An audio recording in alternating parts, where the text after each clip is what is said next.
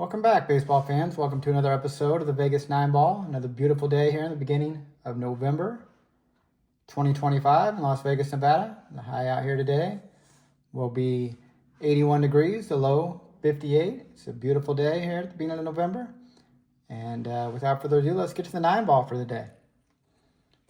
First card is the Cub Corners card, Amaris Ramirez, and Derek Lee, A-Ram and Derek Lee. Of course, these are two of the best cornermen to play for the Cubs. And they were able to get them somehow amazingly. I believe they traded Hee-Seop Choi to get Derek Lee and basically nothing to get A-Ram and Kenny Lofton. And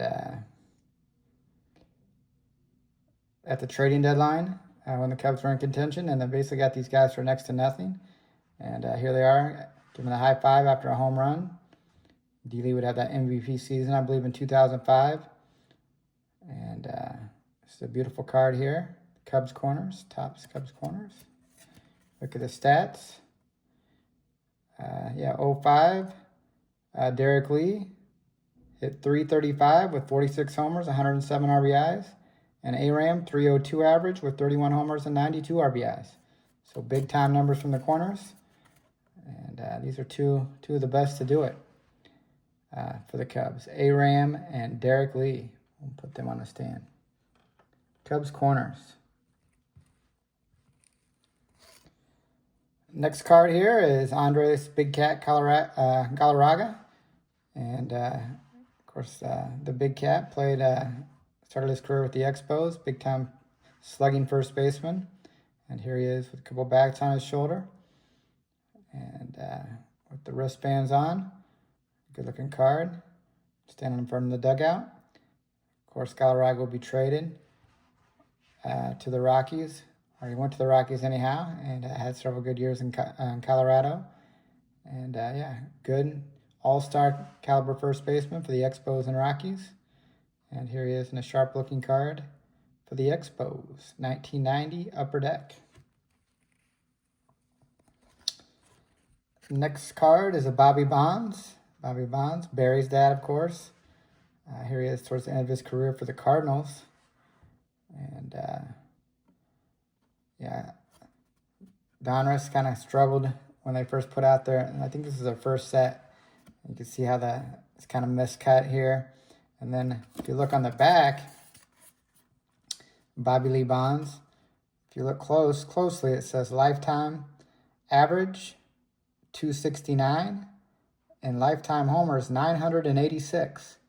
Somehow I don't think that's correct, but they were probably forecasting a Bonds being one of baseball's home run leaders at the time. Of course, that is Barry Bonds now, who's all-time home run leader. But, Donruss had predicted it here in 1981 that Bobby Bonds somehow had 986 career home runs, according to this card.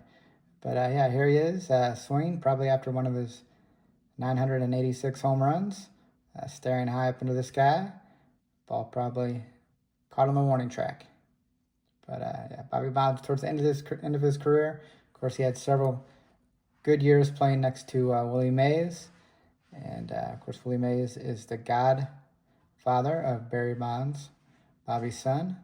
And, a long career with the Giants before bouncing around with the Yankees, Cardinals, even the Cubs at the end of his career. So, Bobby Bonds, we'll put him on the Cubs stand for his short time with the Cubs at the end of his career. Next card is a Bruce Bochy. It's another card that's been miscut, as you can see. And, it's looking sharp in those Astros digs, vintage. And this is a nice look at Wrigley Field. He's standing outside the dugout. You can see the Torco sign in the background above the apartment complexes across the street. And I'm not sure if the Torco sign's still there. I doubt it is. But, that was there for several years over the right field fence. And here Bruce Bochy is standing outside the dugout. Of course, he was a longtime catcher in the big leagues before becoming a manager. And he's coached several teams to World Series titles, the Giants, and I think most recently the Rangers.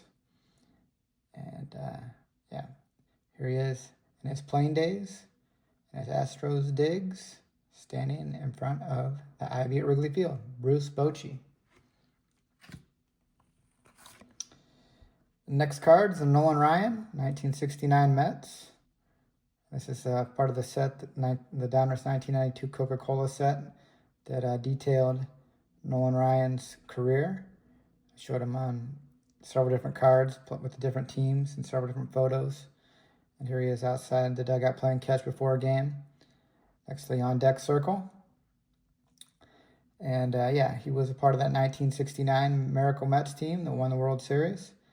And I think he actually wasn't in the rotation. I think he kind of got, beginning of his career, kind of got bumped out of the rotation. He was kind of a reliever, kind of a swingman for that team before going on to star with the Angels and the Astros and the Rangers. But yeah, Nolan Ryan, here he is early in his career as a member of the New York Mets. Put him on the Hall of Fame stand. Next card is a Topps Prospects, Catching Prospects, Michael Barrett, Ben Davis, and Robert Fick. All these guys would have pretty good careers in the big leagues.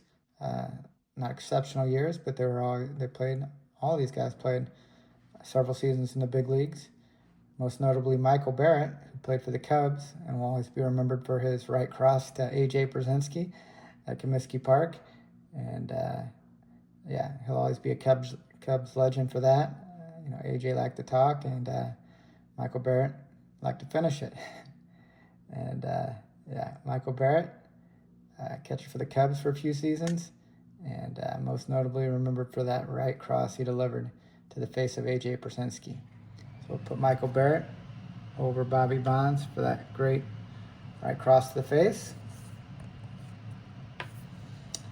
Next card is a Jacob deGrom stepping up. Jacob deGrom is a Las Vegas legend. Before he was called up to the Mets, he had several good starts in AAA for the Las Vegas 51s here in Las Vegas. And I had the privilege of being behind home plate for a few of those starts and in the stands. And yeah, he was very good. You could tell even when he played for the 51s, the Mets AAA team here in Las Vegas, that he was going to be an elite pitcher. And he's been elite when he's been on the field. And he's still one of the best pitchers even today in 2025. Throws real hard, has a nasty breaking ball. And stepping up, let's see what the back of the card says here.